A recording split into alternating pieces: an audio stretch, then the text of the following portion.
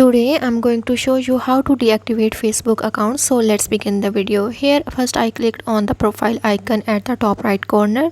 After that I scroll down and go to the option settings and privacy, and here I will again tap on the settings option.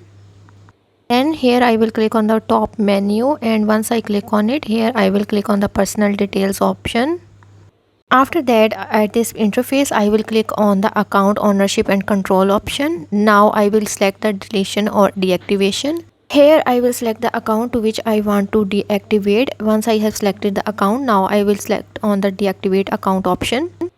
After that, I will click on the continue button, and once I click on the continue button, it will show me a message. Now again I hit on the continue button.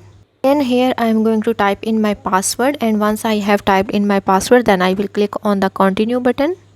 After that, it will ask why I want to deactivate my account. After that, you have to confirm that you really want to deactivate your account. Once you click on the confirm button, then your account will be deactivated.